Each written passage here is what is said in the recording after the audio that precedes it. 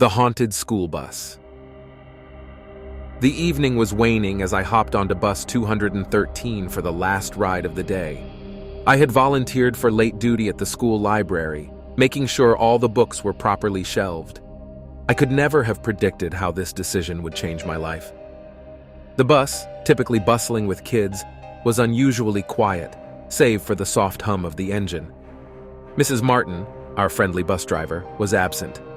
A middle-aged man with a thin mustache and intense eyes sat in her place, his expression stony and unreadable. "Evening, kid," he muttered as I climbed aboard.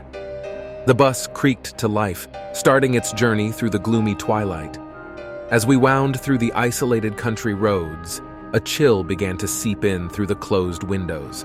It was the kind of cold that cut through layers of clothes, gnawing at your bones. Halfway through the ride, the bus radio crackled to life.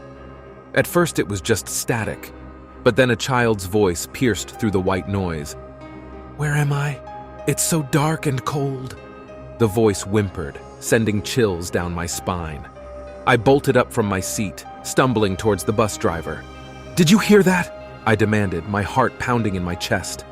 But he just stared ahead, his face ashen. And then, as if on cue, the bus began to change. The once familiar interior warped, taking on a grim, decayed appearance. The leather seats peeled and frayed, the metal rusted, and the once clean windows were now stained and dirty. I looked out the window, but all I saw was an endless void of darkness, as if we were driving through a world that was not our own. Panicked, I tried the door, but it was jammed. Desperate, I turned to the bus driver for help, only to see that he had changed as well. His eyes were hollow, his skin pallid, his face etched with a sorrow I could never comprehend. "Who are you? What is happening?" I cried out, my voice echoing eerily in the cavernous bus. The driver finally turned to me, his eyes filled with centuries-old sorrow. "I'm sorry, kid. I am a spirit doomed to repeat this journey, an echo of a tragedy from long ago. This bus, it's haunted." "Then how do I leave?" I asked, fear seeping into my voice.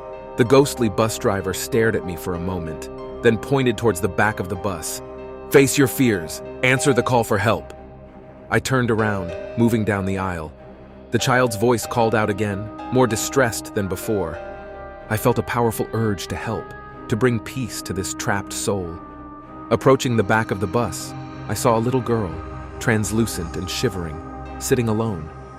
Gathering my courage, I moved towards her, extending my hand. "I'm here," I whispered.